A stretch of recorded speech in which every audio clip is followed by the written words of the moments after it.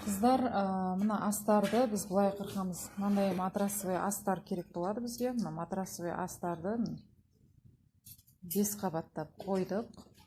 Енді осыны 20 сантиметр қылып былай сызып аламыз. Бізге 10 штук астар керек па? Осы жерден 10 штук қылып, мына 2 линияны 5 қатардан істеп алсаңыздар болады. 20 сантиметр қылып, әрбір кубиктің арасын осылай істеп аламыз да. Осылай қырқып аламыз. Сонда мынандай кубиктер шығады. Мындай кубиктерді 20 сантиметр қылып қырқып алдық. Құрақтың астарына осы қажет болады бізге. 10 штук астар қырқып алыңыздар, қыздар, жарай ма? Қыздар, міне пройманы, яғни лентаны қалай қырқып аламыз, сол туралы видео түсіріп жатырмын сіздерге. Мына метр жағын, мына мысалы үшін 1 метр, 1 метрлік матаны қалай, бұны ұзындығын қалай өлшейміз? Ұзындығы былай өлшенетіні. Материалды сипаған кезінде түгі жатады, былай сипаған кезде тұрады.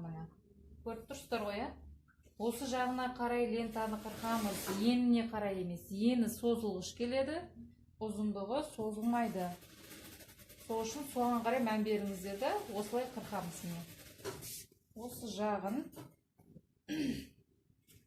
қоямыз да 1 метр қылып. 1 метр қылып қойдық. Яғни 1 метр, бір лента қызыл, бір лента ақ қылып линейкамен өлшеп қырқып аламыз. Ондай линейка керек бізге. Ұзындығы 1 метр, ені 3 сантиметр. Бұны строительный магазиндерден алсаңыздар болады. Немесе кішкентай линейкаларыңызбен осылай мынандай сантиметрін өлшесеңіздер болады. Осылай барлығын ленталарыңызды осылай сызып қырқасыздар, қыздар.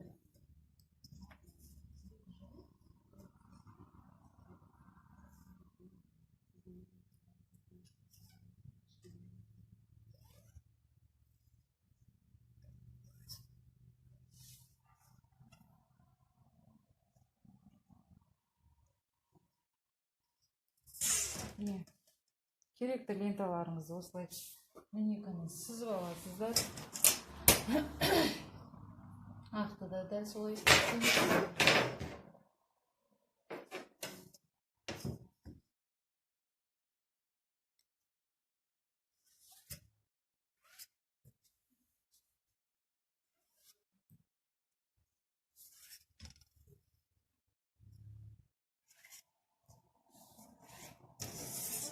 Мел болмаса, үйдегі қалған құтқан сабындарыңызбен де істеуге болады.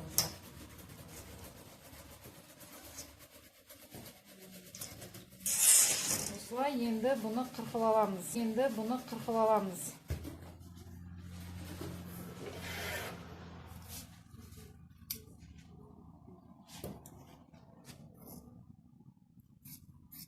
Он құрақ керек дедік қой, сол 10 құраққа лайықты қырқып аламыз, қыздар. Құрақтардың барлығына осылай 3 сантиметр қылып, енін ұзындығын 1 метр, 1,5 метр қылып қырқып аламыз. Яғни бізге бір құраққа, яғни 20 сантиметрлік бір құраққа 1 метр ақтан 1 метр қызыл лента бір құрақты қамтиды. Бір құрақ шығатын болады.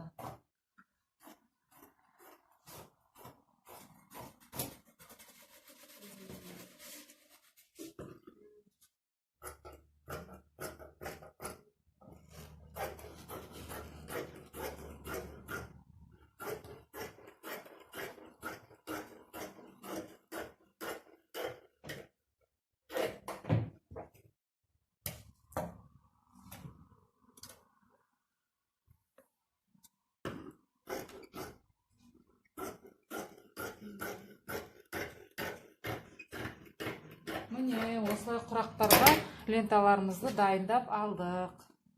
Енді қазір құрақтарды отдельный видеоға түсіріп жіберемін. осылай дайындап аласыздар.